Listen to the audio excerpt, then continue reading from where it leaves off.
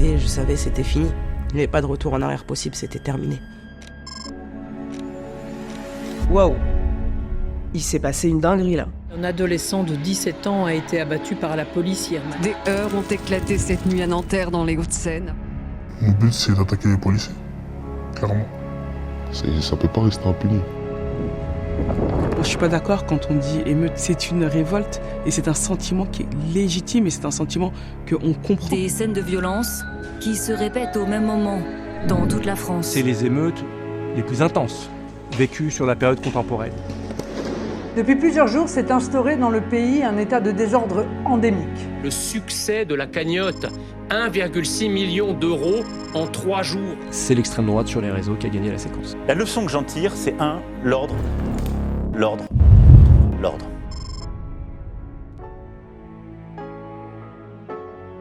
Que peut espérer un être jeune qui naît dans un quartier sans âme, cette bande de racailles.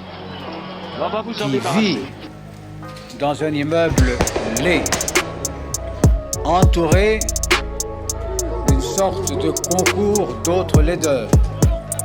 Et je veux dire aux enfants des quartiers difficiles qu'ils sont tous les filles et les fils de la République.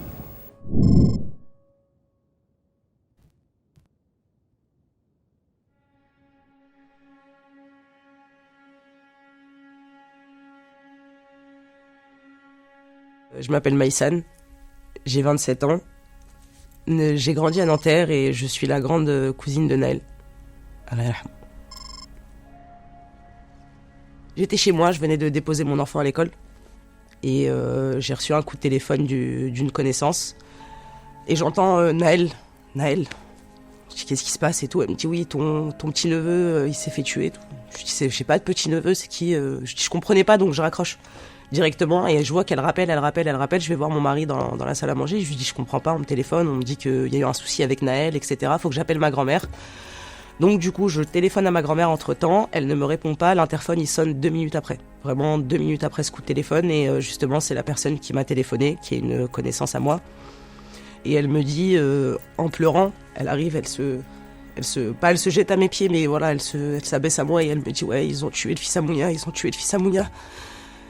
Et je la regarde et je lui dis non, c'est pas possible. Et j'appelle ma grand-mère.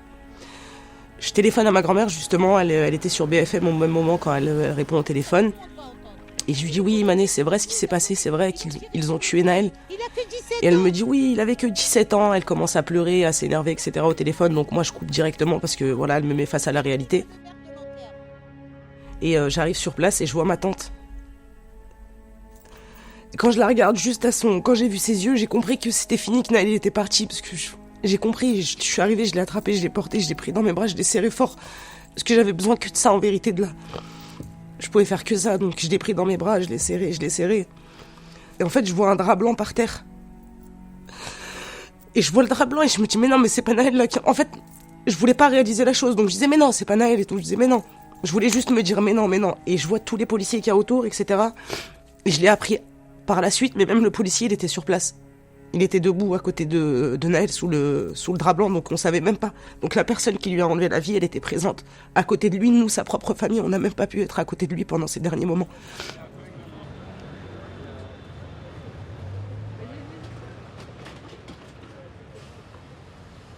À ce moment-là, la version de la police, c'est de dire que c'est un refus d'obtempérer et que Naël a appuyé sur le champignon, a voulu redémarrer la voiture et a failli écraser le policier. Et à un moment, la vidéo sort.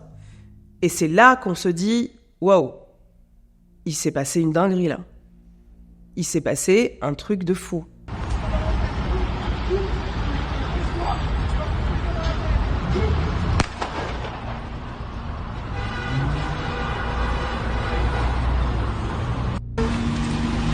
Il est rentré. Oh putain. Oh putain. Chaud. Ils ont tiré, wesh. Il est mort, wesh. C'est fini. Et c'est fini pour lui. C'est assez rare, voire unique, d'avoir une vidéo où l'on voit le moment précis de la mort, c'est-à-dire du tir par arme à feu. Autant vous dire que c'est peut-être la première fois que je le vois, et peut-être que les gens le voient, et donc finalement ça rend impossible la narration, le contre-récit qui est souvent organisé, voire toujours organisé par l'État et par l'administration policière, qui consiste à dire « Ah oui, mais là, vous n'avez pas toutes les vidéos, vous n'avez pas toutes les images, vous n'avez pas tous les angles. Là, on a précisément le moment où Nahel est tué, et donc évidemment, il n'y a plus de contre-narration possible. C'est peut-être l'une des raisons qui explique aussi cette explosion. Les images de la mort de Nahel deviennent virales, et elles circulent. Ça va commencer par le tweet d'une jeune femme, la personne témoin du meurtre, sans savoir que c'était un meurtre d'ailleurs quand elle publie cette vidéo, de façon relativement neutre, autour de 10h30. Ensuite, une demi-heure plus tard, autour de 11h, vous avez des médias pure players, agrégateurs de données, on peut citer Cerfia ou Anonyme Citoyen, qui eux vont relayer la vidéo, là aussi de façon relativement neutre. Et ensuite, autour de 11h45, 11h46, vous allez avoir deux figures influentes aux deux extrêmes du spectre politique qui vont publier cette vidéo. Vous allez avoir Bruno Attal, ancien policier très influent dans les sphères d'extrême droite, et de l'autre côté du spectre, vous allez avoir David Guiraud, député insoumis, lui aussi très puissant sur les réseaux sociaux, qui va à son tour publier cette vidéo. Dans l'émotion de cette journée, en fait, ce qui marque aussi, c'est la manière dont certaines personnalités, je pense notamment à Kylian Mbappé, je pense à Omar Sy, ont très vite dégainé, ont très vite tweeté sur la situation. Le choc qu'a représenté cette vidéo a forcément posé question. Et surtout, on savait que, eu égard à la violence de ce qu'on découvrait à ce moment-là, que ça allait partir en vrille. Que forcément, ça allait partir en vrille. C'était évident. Ça y est, les amis, Nanterre, il commence à prendre feu. Ah ouais, ils ont tué un petit d'ici. L'exécution de ce gosse fait qu'à un moment, tout le monde avait la rage, quoi.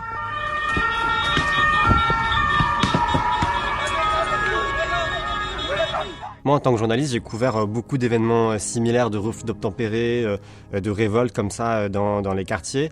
Mais j'ai jamais vu une colère aussi importante s'exprimer si tôt. C'était dès la fin d'après-midi, il faisait encore jour. Il y avait des tensions importantes dans ce quartier du Vieux-Pont. Et ça, c'est quelque chose que j'avais rarement vu. Et ça m'a saisi tout de suite de comprendre à la fois la colère et aussi l'importance des événements pour les habitants. Et le fait que potentiellement, ces violences urbaines, cette révolte allait durer quand même plusieurs jours. Et quand la nuit tombe, en fait, ça se calme dans ce quartier du Vieux-Pont et les tensions commencent dans un autre quartier, le quartier Pablo Picasso. Et là, pareil, c'est très vite très impressionnant. Il y a plusieurs dizaines de personnes cagoulées, masquées, en colère, qui sont contre la venue en fait des policiers parce que, en fait, dès que la nuit est tombée, les policiers sont rentrés dans le quartier pour le sécuriser d'après leurs éléments. C'est en tout cas comme ça que eux l'expliquent. Et les jeunes, eux, sont en colère de voir des policiers rentrer dans leur quartier. Et donc, ça s'est tendu comme ça très rapidement, à la fois dès le début de l'après-midi et aussi dans la soirée pendant une bonne partie de la nuit. Le jour de la mort de Nahel, je suis en sortie scolaire. Je vois mon téléphone, il sonne, et à ce moment-là, tout s'arrête. Parce que nous, on a vécu, on se dit, il faut apporter ce soutien et de l'aide, et on y va. Et je vais tout de suite à Nanterre. Je dis, il faut que j'aille à Nanterre, il faut aller voir la famille de Nahel, il faut aller voir les jeunes dans le quartier. Je pense que quand j'arrive, il est peut-être 22h, 22h30. Je vais rester jusqu'à peut-être 3-4 heures du matin.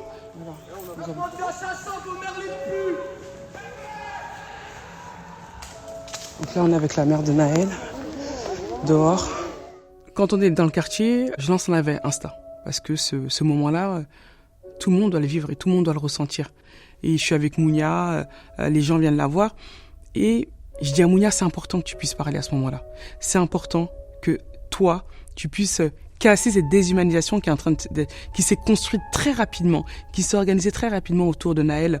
C'est très important que les gens puissent s'accrocher à une personne, à une émotion, et que cette émotion, moi je l'avais parce que j'étais avec elle à ce moment-là. J'étais là et je ressentais les mots et l'émotion de Mounia, mais pas les autres. Et c'était important que les gens puissent ressentir l'émotion de la mère de Nahel. C'était la seule personne qui pouvait le faire.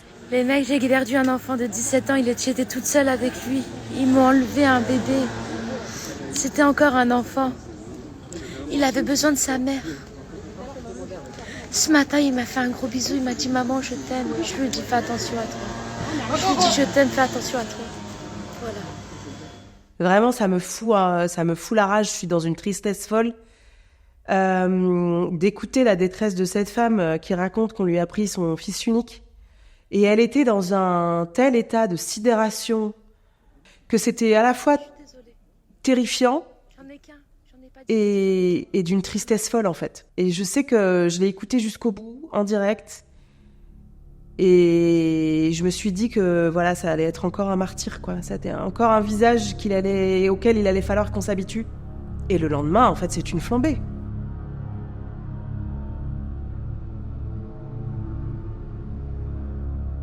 J'ai 17 ans et là je suis au lycée, je veux passer le bac. Moi j'ai 17 ans, je viens de Morpa, dans les Yvelines. La vie de Nahel, moi je l'ai vu dehors. Je connais, entre potes ça tourne, tiens regarde ce qui s'est passé et tout. C'est là où j'ai vu la vidéo de Nahel. Ouais, premièrement c'est choqué. Parce qu'il avait mon âge Nahel quand il est parti. Je sais quoi, ça aurait pu être moi. Il voulait conduire, il voulait faire son... Il n'avait pas à faire ça c'est vrai. D'accord avec ça, il n'a pas le droit. Mais c'est pas une raison pour mourir, jamais de la vie. On peut pas enlever la vie de quelqu'un comme ça. Et c'est ça qui m'a fait encore plus mal, c'était quelqu'un qui avait mon âge. Donc tu te sens directement concerné. Donc je suis sorti le lendemain de la mort de Nahel. On s'est dit que ça peut pas rester impuni ce qui s'est passé. Et que ce soir, qu'on allait faire des émeutes. On disait, il faut qu'on récupère des mortiers, il faut qu'on récupère des cocktails Molotov, tout ce qu'il faut. Ils vont les tuer.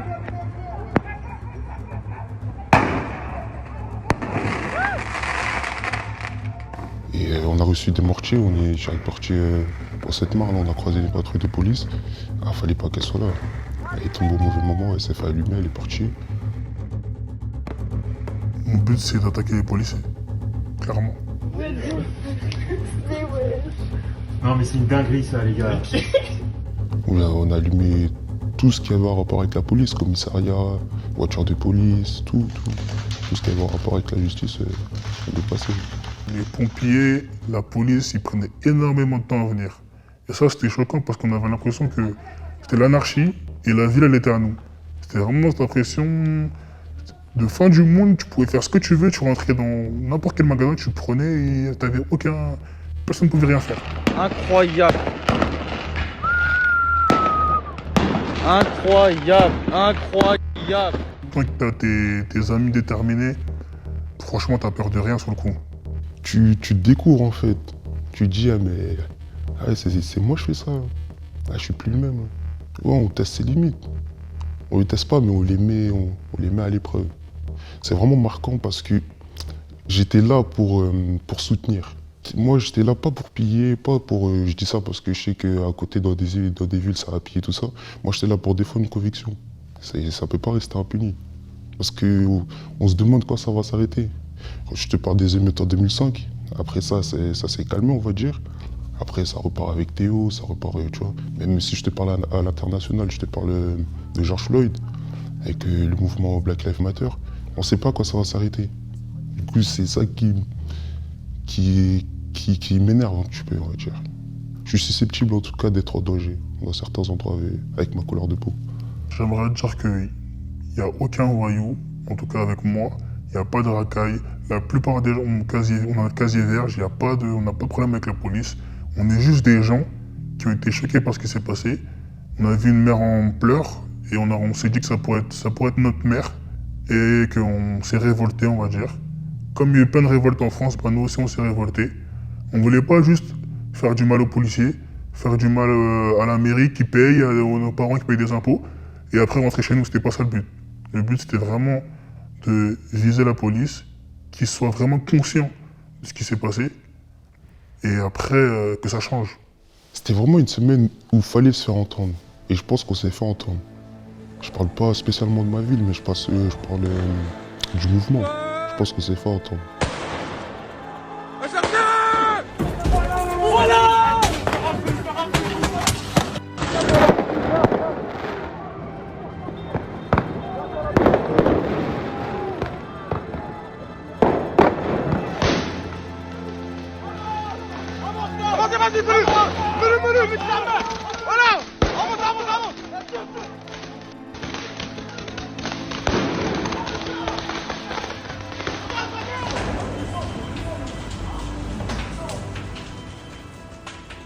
Moi, je suis pas d'accord quand on dit émeute. C'est une révolte et c'est un sentiment qui est légitime et c'est un sentiment qu'on comprend et qu'on ne peut pas effacer. On peut pas les museler, on peut pas leur dire fermez les yeux, on peut pas leur dire taisez-vous, on peut pas leur dire asseyez-vous. Parce que quand Nahel se fait tuer, Nahel se rajoute à une liste de plusieurs jeunes qui se font tuer dans les quartiers.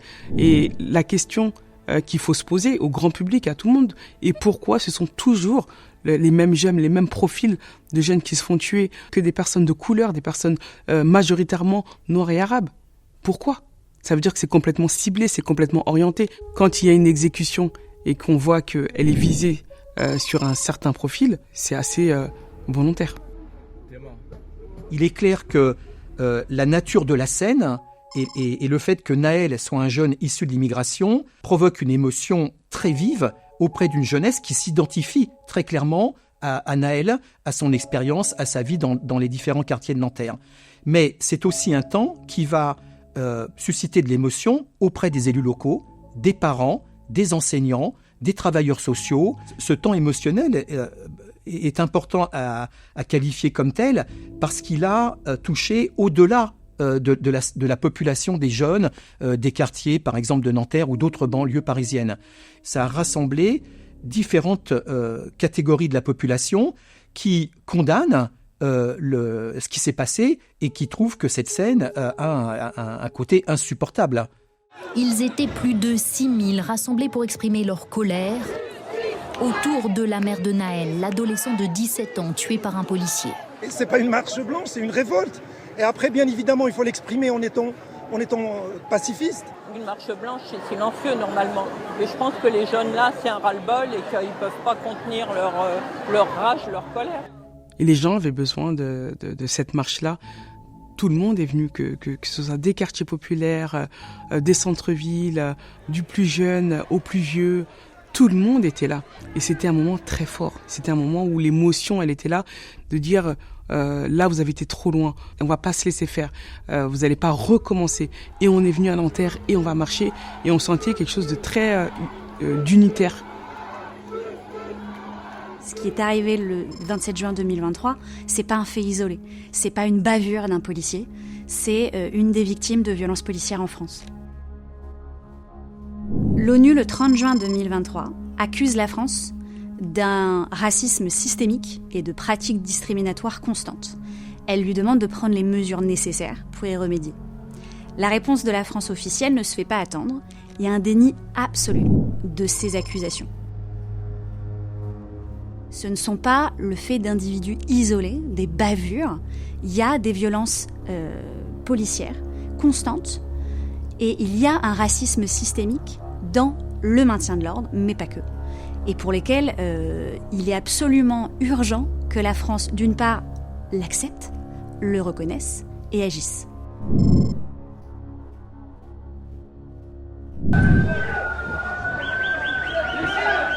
papy! Voilà, c'est nous le condé. Ton.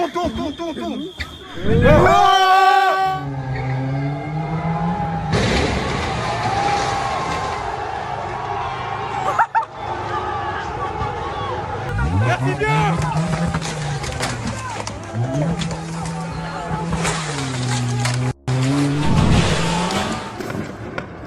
À partir de la troisième nuit, on assiste à un temps que j'ai plutôt qualifié d'insurrectionnel. Il apparaît lors de la troisième nuit, va toucher progressivement un très grand nombre de petites villes et villes moyennes qui étaient auparavant très peu concernées par les émeutes et dans lesquelles on va assister aussi à des scènes de pillage et de destruction de magasins.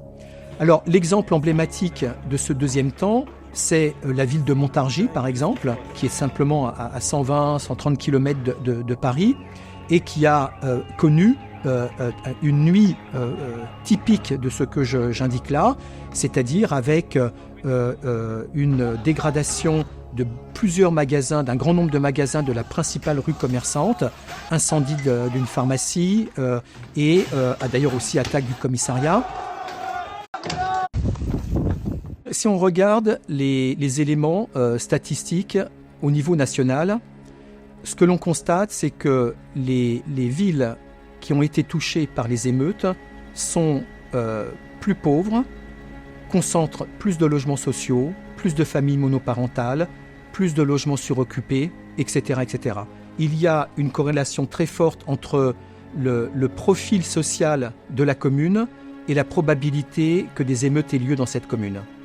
Mais le plus important, ce que montre notre travail, ce n'est pas tellement d'établir ce lien qui est assez classique, mais de montrer que plus que la pauvreté, la précarité ou la présence de populations immigrées ou d'origine immigrée dans la commune, c'est la concentration dans un ou quelques quartiers spécifiques qui explique le mieux la probabilité de connaître une émeute.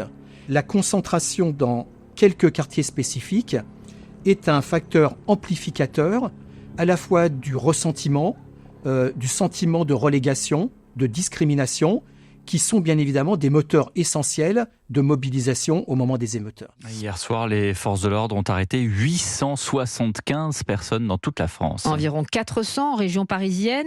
Et ça explique aussi l'appel d'Emmanuel Macron. Beaucoup sont très jeunes, Arthur Delaborde. Effectivement, selon une note des renseignements territoriaux, 1/3 des émeutiers sont donc mineurs avec un âge médian de 17 ans. Moins de 2% d'entre eux sont connus des services et ce sont quasi exclusivement des hommes. Ils sont des primo-délinquants et qui ne font pas la différence entre une mairie, entre un parc de loisirs, entre un accueil pour famille. Nous, malheureusement, sur mon territoire, on a eu un accueil social et un accueil de famille qui a été incendié. Et je pense que dans les jeunes qui incendient cet accueil, il y a des gamins donc ils ne savent peut-être pas que les mamans vont dans son centre. Donc c'est totalement irrationnel. Je pense... D'abord, il faut partir du principe qu'il y a une diversité de profils. Il n'y a pas un profil type. Concernant les sources, c'est assez biaisé parce qu'on a essentiellement, on s'appuie sur des sources policières et judiciaires. C'est les personnes interpellées. Mais les personnes qui se font interpeller, notamment les jours où ça se passe, en flagrant délit, c'est souvent les personnes les moins expérimentées. Parce que la révolte, la confrontation, ça nécessite un savoir-faire tactique. On a différents profils, mais parce qu'il y a différents motifs d'engagement. Si l'essentiel des personnes se solidarisent avec la victime, exprime un sentiment d'injustice, on a d'autres personnes qui viennent aussi par opportunisme économique, qu'on voit dans les pillages notamment. Oh, lui, wesh. On a des personnes qui viennent aussi participer à un mouvement de foule, se faire filmer, filmer eux-mêmes, donc être dans le mood. Vous voyez maintenant ? Vous voyez maintenant ce qui se passe ? Et puis il y a quelque chose qui relève aussi du contentieux politique qui se règle. C'est un moment qui offre l'opportunité de régler des contentieux politiques, soit avec les autorités locales, soit avec certaines institutions, soit avec certains commerçants, soit avec certains voisins. Moi, c'est souvent quelque chose qui me frappe. On se dit, tiens, dans une ville, il y a tel ou tel commerce qui a été touché. La question, moi, qui m'intéresse, c'est pourquoi d'autres n'ont pas été touchés et qui étaient juste à côté. On a un contentieux avec la police municipale pour telle affaire, on a un contentieux avec tel équipement public qui ne prend pas les enfants du quartier. On règle ce contentieux-là. Même si le sentiment d'injustice, la révolte, c'est le moteur et la locomotive principale, il y a d'autres rationalités, de raisons d'agir qui se greffent. Et il force une porte de l'école et là, mon sang n'a fait qu'un tour. Pour moi, on n'attaque pas une école, c'est une école. Donc j'ai foncé, j'ai essayé de les raisonner, je les ai suppliés de ne pas toucher à l'école. Il est difficile de concevoir que l'école puisse être la cible de dégradation, d'incendie, de destruction. Puisque dans notre vision nationale, républicaine d'intégration sociale, on place précisément l'école au cœur de ce processus. Mais c'est parce que l'école ne réussit pas aussi bien qu'ailleurs dans ces quartiers-là qu'elle est perçue comme une institution de déclassement, d'humiliation, de relégation. C'est sans doute aussi pour une part pour cette raison-là qu'elle est parfois la cible d'incendie ou de destruction.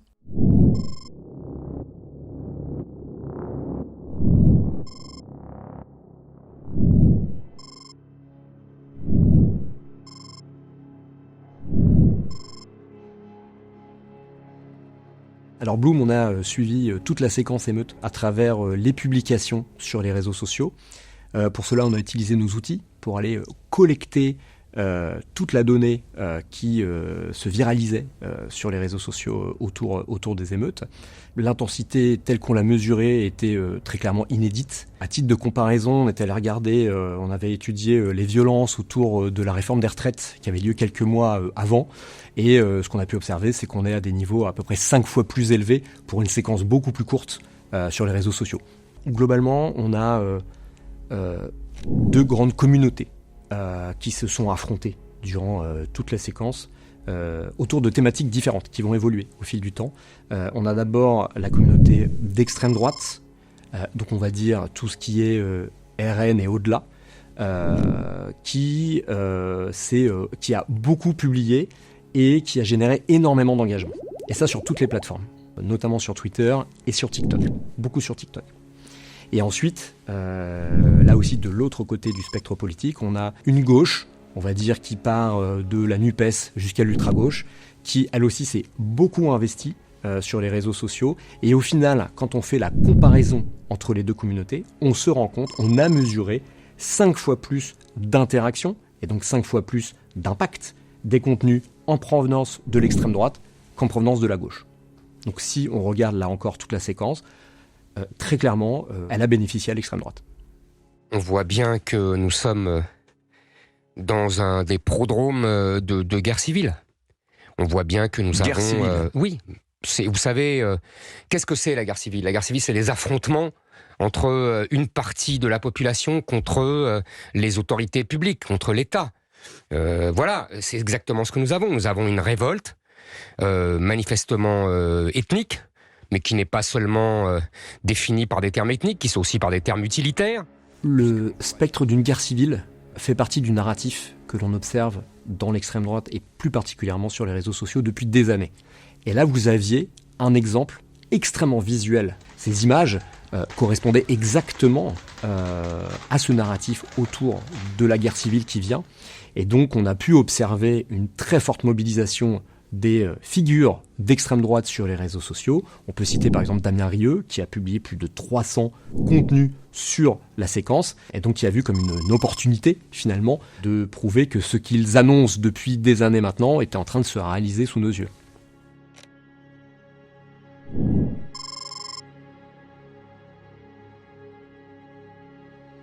Voilà, on a ouvert ça dans un élan pour aider une famille en souffrance suite à l'arrestation et à l'emprisonnement d'un fonctionnaire de police qui, je le rappelle, est toujours présumé innocent. La famille n'ayant obtenu aucune aide de personne, j'ai voulu lui donner un coup de main. Donc on a une troisième séquence qui va être initiée au bout de quelques jours. Donc la première, la vidéo, la deuxième, la violence, et la troisième autour de la cagnotte pour le policier.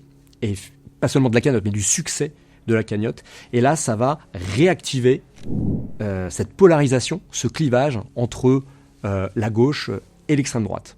Avec d'un côté un soutien affirmé et des relais très importants de cette cagnotte en soutien aux policiers, et de l'autre côté une dénonciation de l'existence même de cette cagnotte dans les sphères gauche-extrême gauche. Et comme on a pu l'observer sur l'ensemble de la séquence, si on fait le bilan de ce moment précis de la cagnotte, on voit que, une fois de plus, c'est l'extrême droite qui sort vainqueur de cette séquence finale. Ce qui énerve en la matière, c'est le succès de la cagnotte. 1,6 million d'euros en 3 jours. Ça, c'est une signification politique, mais c'est pas moi qui la donne. Ce sont les Français qui la donnent. Et c'est une réponse à l'insurrection qui a eu lieu dans les cités et au fait que les gens, effectivement, à travers cet exemple, veulent soutenir l'état de droit. Cette cagnotte nous a encore plus énervés parce que, étant donné qu'il y a un jeune qui est mort, il y a une maman en pleurs, une famille en pleurs, tu rajoutes de plus que le policier il a pris 1 million d'euros en tuant un enfant, ça nous a encore plus déterminés. Si en plus il a eu le droit de toucher cet argent, c'est qu'il n'y a pas de justice. Ça dit quelque chose de la manière dont ces gamins, dont toutes les questions de quartier populaire, d'immigration, de descendants d'immigrés, en fait, sont aujourd'hui perçues par une part des citoyens français. Cette cagnotte, quand elle arrive, c'est pas un choc pour nous, les familles qui avons perdu un proche. ce qu'on laisse passer aura forcément des répercussions après et beaucoup plus fortes. Quand on dénonçait ces violences policières, quand on allait dans la rue, quand on allait au front, quand on en parlait, c'était pas pour rien, c'était pas pour faire plaisir, c'était pas pour juste dénoncer une mort ou celle de mon frère, mais c'était pour dénoncer cette question des violences policières, ce racisme qui est en train de s'installer. La peine de mort, elle a été abolie, mais on a l'impression qu'il y a une passation de pouvoir qui est en train d'être faite et qui est en train d'être légitimée. Et cette cagnotte, elle symbolise, mais on tombe pas des nues quand on la voit. Si on nous avait écoutés, si on avait pris au sérieux, si on avait mis au centre ces violences policières-là, les victimes, les morts, Nahel ne serait pas mort ce jour-là.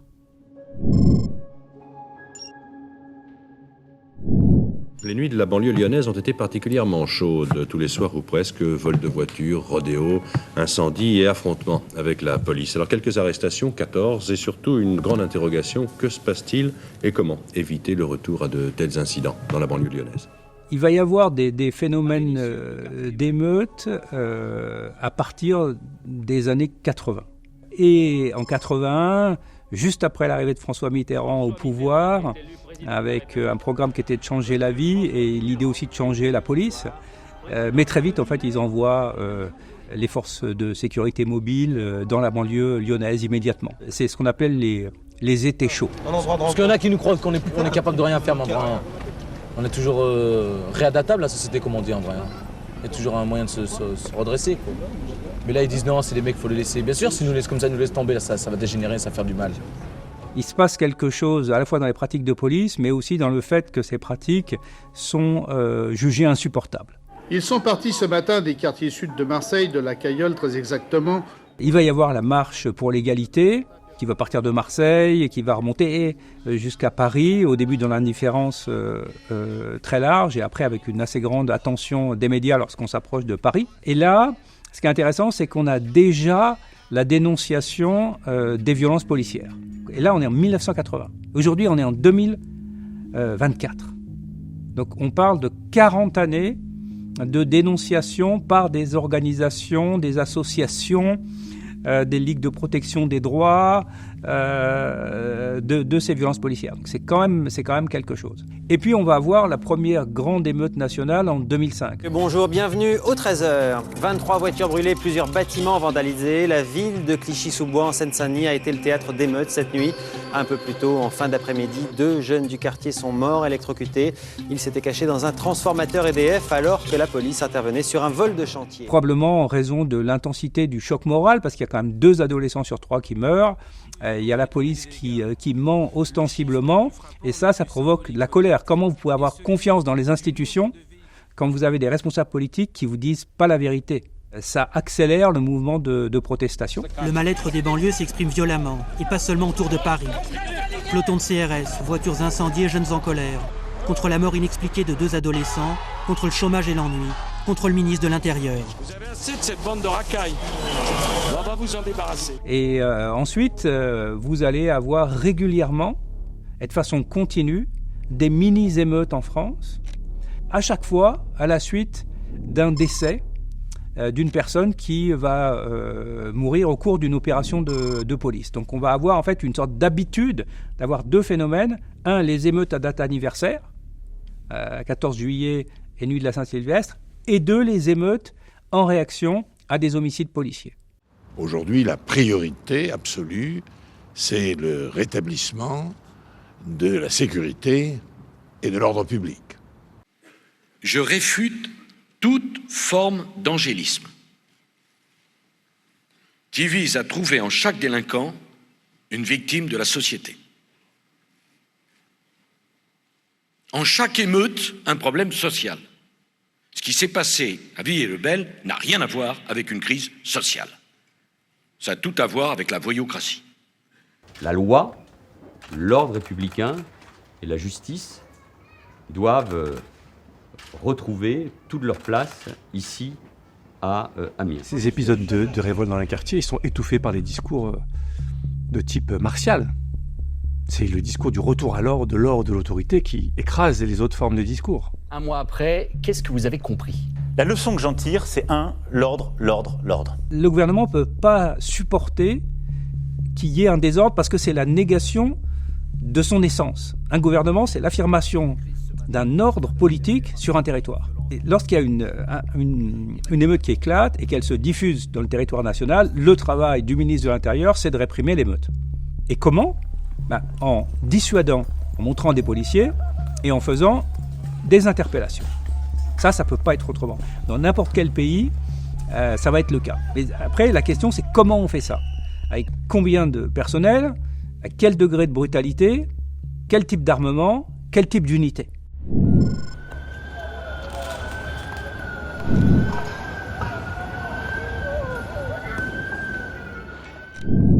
Des fois, je me dis je vais me réveiller, mais en fait, je me réveille toujours avec la tête déformée, avec ces migraines, avec cet œil flou. Ça reste dur à porter en fait. J'ai eu un trauma crânien dû à un tir de flashball et du coup, j'ai une partie du crâne en moins. Il y a eu dans la rue une répression beaucoup plus intense, mais une répression violente des personnes qui pouvaient exprimer leur colère ou des personnes qui étaient juste de passage. C'est-à-dire qu'on a eu beaucoup de personnes qui ont été blessées. Il y a eu des attentes graves pour des personnes qui étaient juste de passage, où les policiers dans certaines villes étaient en roue libre, en matière de tabassage, de coups de tir de flashball. Mais il y a eu la volonté dans beaucoup de villes de l'État de dire si vous restez dehors, vous allez le payer cher, mais dans votre corps, quoi. Alors je croise la police dans la nuit, donc je ne sais pas exactement quelle heure il était. Il était tard, après minuit.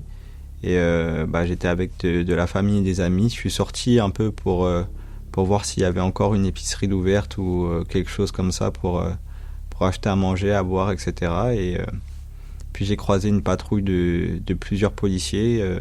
Quand je suis arrivé à leur niveau, il y a un policier, il m'a dit « toi, qu'est-ce que tu fais là, casse-toi » Et il a élevé son arme et il m'a tiré en plein visage. Donc j'ai pas eu trop le temps de réfléchir. Et puis ça m'a...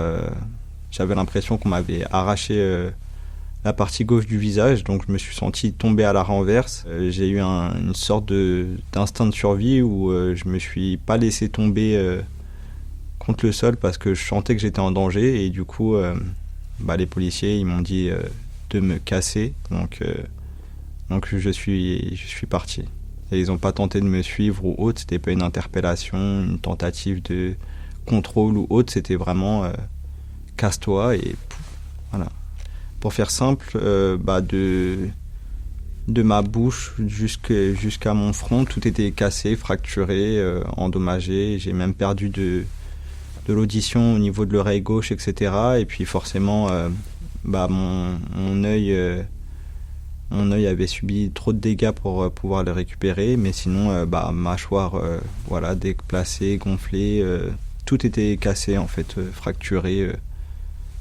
Au niveau de la partie gauche de mon visage, quoi. Donc je pouvais pas manger, je pouvais pas forcément je peux plus voir, je pouvais pas non plus écouter de musique du côté gauche parce que mon oreille était endommagée. Le tir était tellement proche qu'en fait ça a tout détruit sur la partie gauche de mon visage au début. On pense que ça arrive qu'aux autres jusqu'à ce que ça nous arrive. Donc en plus comme j'étais militaire, c'est pour ça que je me suis vraiment pas méfié quand je me suis rapproché d'eux et je suis quelqu'un de très humain qui croit beaucoup en l'être humain. Quand je croise des êtres humains, même s'ils sont policiers, etc., je ne pense pas du tout à la violence gratuite. Donc à ce moment-là, je m'imagine pas un seul instant que la minute d'après, j'allais perdre mon œil.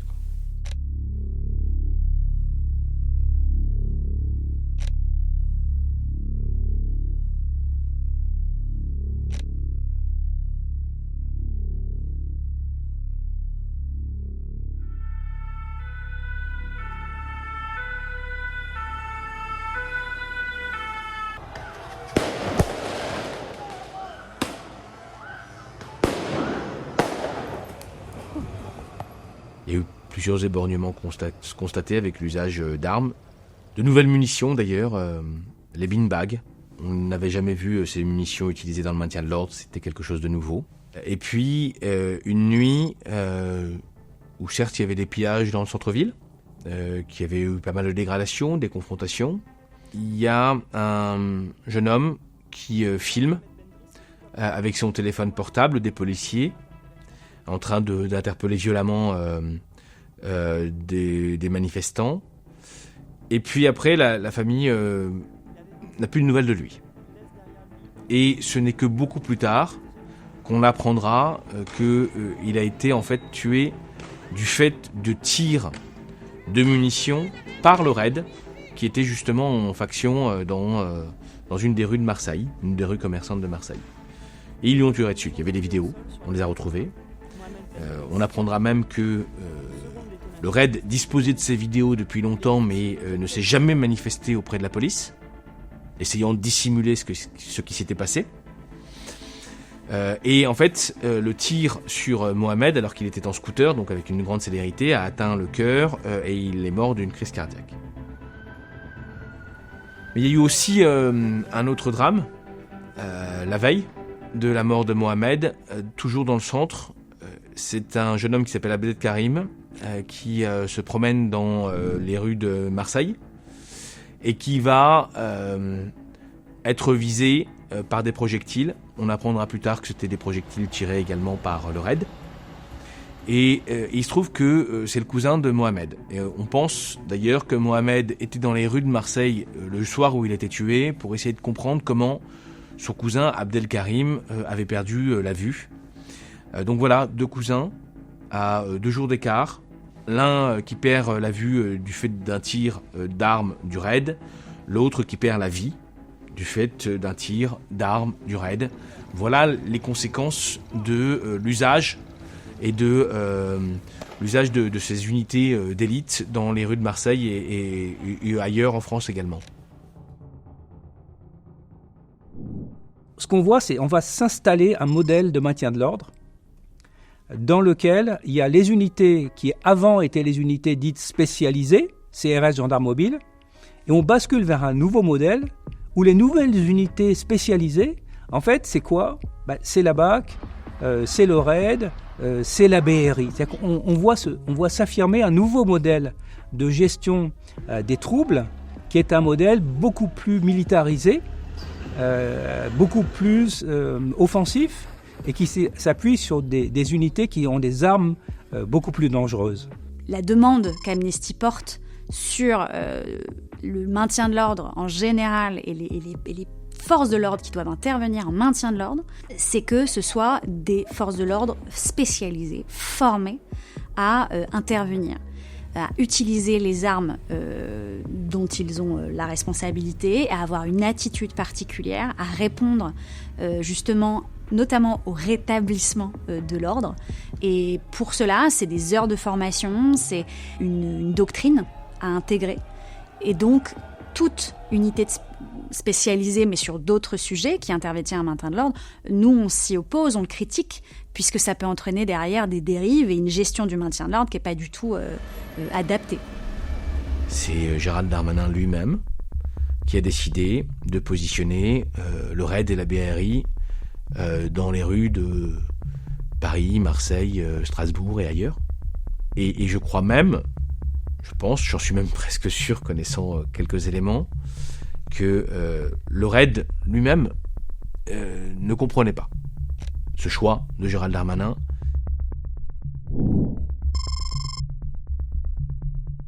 Beaucoup de membres spécialisés de la police ou de la gendarmerie n'ont pas compris encore pourquoi est-ce qu'on mettait des unités spécialisées dans l'antiterrorisme ou dans la grande criminalité pour des populations civiles s'agissant d'émeutes. Le drame ne pouvait qu'arriver. Gérald Darmanin est le principal, le premier responsable politique de la mort et des éborgnements, la mort de Mohamed, l'éborgnement de Abdelkarim et d'autres encore. Les policiers sont en colère contre la loi. Alors qu'un membre de la BAC est en détention provisoire à Marseille, les forces de l'ordre voudraient être exemptées de cette mesure. Pour comprendre l'ire des forces de l'ordre, dont certains se sont mis en arrêt maladie pour exprimer leur colère, il faut remonter au début du mois de juillet. En marge des émeutes qui ont secoué le pays, des policiers sont soupçonnés d'avoir passé à tabac un jeune homme de 22 ans. Coma, mâchoire fracturée, 60 jours d'ITT. 4 policiers de la BAC sont mis en examen. L'un d'entre eux est placé en détention provisoire. Frédéric Vaux estime qu'un policier n'a pas sa place en prison avant un procès. C'est un soutien à ce fonctionnaire de la BAC de Marseille, placé en détention provisoire pour des soupçons de violence sur un jeune. Savoir ce policier en prison, dit-il aussi, m'empêche de dormir. La réaction du directeur général de la police nationale, c'est du jamais vu. C'est une réaction qui consiste à dire, et puis il le dit dans un interview qu'il donne aux Parisiens, donc avec l'assentiment du ministre de l'Intérieur. Jamais un directeur général peut aller dans un journal, donner une interview sur 2 pages sans l'assentiment du ministre, parce que le ministre est, comme il le dit lui-même, le premier flic de France. Donc le directeur général est en fait le deuxième, ou un des seconds, pas le premier. Donc il peut pas agir sans l'autorité de son chef. Donc il y va, et là il dit, un policier n'a pas sa place en prison, même s'il a fait des fautes. C'est incroyable, c'est incroyable. On parle de devoir de réserve, mais là on est complètement sorti du devoir de réserve. On a tout d'un coup des fonctionnaires qui disent à l'Assemblée nationale, au pouvoir judiciaire, ce qu'ils doivent faire et ce qu'ils ne doivent pas faire. Et il est appuyé par le préfet de police de Paris, qui fait un tweet en disant « Moi, et je suis à la tête de 30 000 hommes ». Et là, c'est vrai que ça faisait un peu froid dans le dos. Le directeur général dit que la police ne doit pas être en prison, et moi, préfet de police de Paris, à la tête de 30 000 hommes, je vous dis pareil. C'est quand même impressionnant. C'est quand même impressionnant. Parce que 30 000 hommes, c'est pas une petite force. Donc je ne dis pas qu'il préparait un coup d'État, mais je dis que ce sont des propos qui sont profondément choquants pour un politiste, et puis encore plus pour un citoyen. Et ce qui va arriver après, c'est que le ministre de l'Intérieur et le président de la République vont très bien s'accommoder de ces déclarations. Les policiers ne réclament pas être au-dessus des lois. Ils réclament de ne pas être en dessous des lois. Et les policiers, ça ne peut pas être les seules personnes en France pour qui la présomption d'innocence ne compte pas, pour qui les procès médiatiques l'emportent sur le procès juridique. Et le président de la République, il se prononce absolument pas sur ces éléments, et il dit c'est une affaire en cours, je ne veux pas me prononcer. Je pense que le ministre de l'Intérieur est plutôt de notre côté, même idéologiquement parlant. Je crois qu'il a fait un grand pas aujourd'hui. Il montre qu'il est encore proche de ses troupes. Il montre qu'il est prêt à évoluer et même légiférer et faire appel peut-être à son parti politique pour faire en sorte d'évoluer sur certains sujets. Il y a une forme d'idéologisation de la police par le prisme syndical qui mène une course, enfin tous les syndicats en fait de police mènent une course à l'échalote. Ils ont vraiment un rôle politique et idéologique qui se rapproche de plus en plus des mesures d'extrême droite.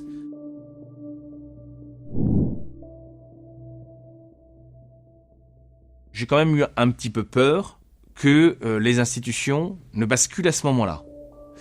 Ça aurait pu être le cas, ça n'a pas été le cas. Je ne sais pas ce qui va se passer les fois prochaines, parce qu'il y en aura d'autres des fois prochaines. Il y a tellement de policiers qui vont être jugés dans les prochains mois et prochaines années, s'agissant de violences policières, parce qu'il y a beaucoup d'instructions qui arrivent à leur terme, notamment celles concernant les gilets jaunes, qu'il y a un moment ou un autre, les syndicats de police vont recommencer à taper du pied, du poing, et l'État, fragile à l'égard des syndicats de police, puisqu'ils acceptent tout ce qu'ils demandent, à un moment ou à un autre, ils vont faire un faux pas.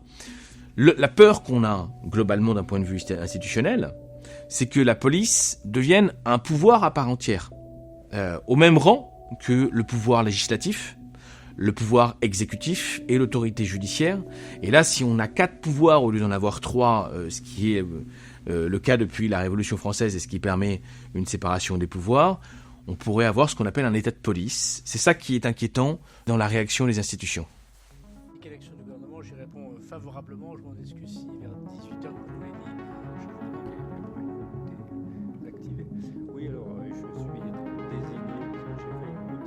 Nous avons mis en place cette mission avec l'objectif qui est de comprendre ce qui s'est passé à l'occasion de ces émeutes, ne pas seulement avoir... François-Noël Buffet, je suis sénateur du Rhône et je préside la commission des lois du Sénat depuis le mois d'octobre 2020. Et dans le cadre de notre travail parlementaire et de notre travail de contrôle, nous avons décidé, et j'ai proposé à la commission, de mener une mission sur les émeutes qu'a connues la France en juin 2023. La parole est à M. Marwan Mohamed. Vous avez la parole. Dès qu'on a une explosion nationale, comme en 2005 ou là en 2023, on a des commissions d'enquête sur les raisons qui ont amené à ce niveau d'intensité inédit. On fait mine de s'interroger, donc tout le monde est interrogé, tout le monde a le droit à la parole, et puis on fait des grandes synthèses et on fait des préconisations. C'est un outil formidable pour dire je suis à tel endroit, on se retrouve à tel endroit, tout le monde se regroupe à tel endroit, ici ça se passe pas, et la police n'y allait pas, ici il n'y est pas, on y va, là on peut rentrer par là. On demande un renforcement de la coopération et des échanges entre les réseaux sociaux et les services de l'État, pour la réunion régulière du groupe de contact permanent pour mieux anticiper la coordination entre acteurs. J'ai vu ce qui a été gardé dans les préconisations, tout l'aspect remise en question de la plupart des sociologues, des experts locaux, des manières de faire de la police. Tout ça passe à la trappe, à la fois des solutions gouvernementales, à la fois des préconisations d'une commission sénatoriale, c'est-à-dire qu'on a une espèce de surdité politique organisée et assumée. Moi, je pense qu'ils ont une incompréhension chronique, parce que on n'est pas du tout sourd à rien. En tous les cas, le pouvoir législatif, je pense, a fait son travail de contrôle et d'analyse. Il appartient maintenant au pouvoir exécutif de se saisir de ces sujets-là et d'aller au bout des choses. Je pense, et ça ira dans le sens de nos universitaires, j'allais dire, et de nos chercheurs, que si on s'en arrête là, on aura des problèmes à nouveau. Et tant qu'on ne sera pas capable, de façon plus large, de définir ce qu'est un destin collectif, de définir quel est le rôle de chacun, de faire respecter les règles de notre vie en société, mais également que chacun trouve la possibilité de faire son parcours sur le territoire, on sera en difficulté. C'est un sujet fondamental, un sujet politique fondamental, et il faut que ceux qui sont en capacité de proposer des solutions, en réalité les gouvernants, nous on peut faire bien tous les rapports du monde, c'est très intéressant, mais ce sera insuffisant, se saisissent de ce sujet. À défaut, on aura des lendemains difficiles. Et le problème, c'est ça, c'est comment on arrête de faire bégayer l'histoire. Et donc pour ça, il faut une volonté politique. Voilà, il faut faire en sorte d'offrir à chacun et à chacune un horizon possible, un horizon désirable. C'est le problème de l'État français. À l'égard des populations issues de l'immigration post-coloniale, tant que la France n'aura pas réglé ce problème, tant qu'on aura un regard criminalisant sur les quartiers populaires, tant qu'on commettra des contrôles faciès en permanence, tant qu'on commettra des violences et qu'on tuera des gamins de 16 ans, tant qu'il y aura ça, il y aura d'autres émeutes, d'autres révoltes populaires, quel que soit le terme qu'on les utilise, d'autres morts, d'autres blessés, d'autres colères. Et évidemment, on attend impatiemment que l'État, ses représentants, puissent prendre la mesure du problème. C'est une question aussi ethnique parce qu'on est dans un continuum colonial, mais c'est aussi et surtout une question sociale. Si on met tous les pauvres au même endroit, dans des cages à poules, dans des conditions de vie pourries, sur une bretelle du périphérique ou de l'autoroute A1 et de la A86, avec pas de transport, pas d'école digne de ce nom, pas de prof, pas de taf. Enfin, à un moment, bien sûr que c'est criminogène, mais ça, n'importe qui d'un peu sensé le sait. Donc on le sait, mais pour ça, faut y croire, faut avoir un projet, faut investir, puis il faut porter un récit. Sauf qu'en ce moment, ceux qui portent un récit qui s'avère plus désirable, c'est peut-être pas le bon côté de la pièce. Les gilets jaunes, c'est aussi ce qu'ils ont dit. On veut de la dignité. Et ça s'est fini comment ? Pareil. Et on leur a pas répondu. La banlieue, c'est des zones pauvres, dans lesquelles les gens votent pas beaucoup. Donc électoralement, 100 habitants en banlieue pèsent beaucoup moins que 100 habitants dans une petite ville française. Parce que il n'y a pas l'expression politique qui lie le gouvernement à la population. Un gouvernement, il va répondre aux attentes exprimées dans les urnes. Mais si vous avez des zones où les gens ne votent pas et qui sont pauvres et donc n'ont pas beaucoup de moyens de se faire entendre non plus, il va être plus insensible en fait à ces personnes-là. C'est nous qui avons des questions. C'est au gouvernement de répondre à nos questions. Pourquoi ça se passe comme ça ? Pourquoi la police est-elle violente ? Pourquoi y a-t-il des violences policières ? Pourquoi y a-t-il de l'impunité policière ? pourquoi il y a du racisme, pourquoi ils n'assument pas qu'il y a du racisme. Assumer qu'il y a du racisme, c'est pas une faiblesse, c'est pouvoir sauver des vies. Pourquoi nous avons tant de questions et nos vies en dépendent. Mon frère a été tué, Naël a été tué et beaucoup d'autres ont été tués. On est dans un tournant et ce tournant, il faut continuer à le prendre. Et c'est important que cette jeunesse se dise que ils sont complètement légitimes et qu'en face, ils ne se rendent pas compte que c'est eux qui ont de la chance de les avoir. Et toute cette jeunesse, elle a une histoire qui revient de loin. Et j'ai envie de leur dire que ce sont des enfants et des petits-enfants de héros qui ont combattu pour ce pays, pour la France. Si on avait considéré leurs arrière-grands-parents, aujourd'hui, ils auraient un statut de héros. Et on ne tue pas les petits-enfants de héros.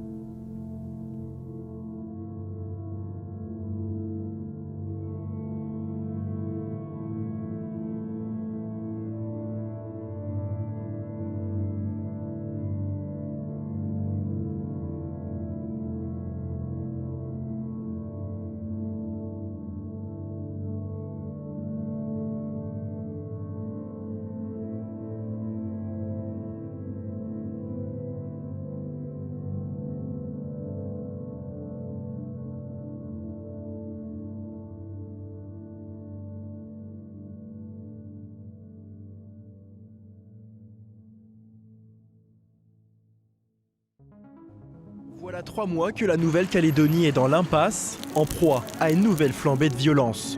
Le bilan est porté à 11 morts après qu'un homme a été tué par des tirs de gendarmes à Tio. Les esprits s'échauffent en Martinique et ça fait depuis une quinzaine de jours que ça dure, depuis le début du mois de septembre. Regardez les dernières images dans les rues de Fort-de-France ces derniers jours.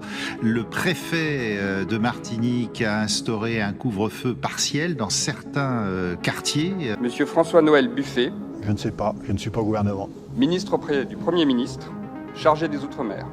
Chacun sait ici qu'il y a des situations de tension. Évidemment que je les connais et que ça va être la première des priorités, bien sûr. À peine nommé, Bruno Retailleau annonce la couleur sur ses réseaux sociaux. Honoré et fier de servir la France au sein du gouvernement de Michel Barnier. Les forces de l'ordre, qui risquent leur vie pour la sécurité de nos compatriotes, peuvent compter sur moi. Je serai leur premier soutien. La politique de la majorité nationale, avec 3 priorités, vous les retiendrez facilement. La première, rétablir l'ordre. La deuxième, rétablir l'ordre. La troisième, rétablir l'ordre.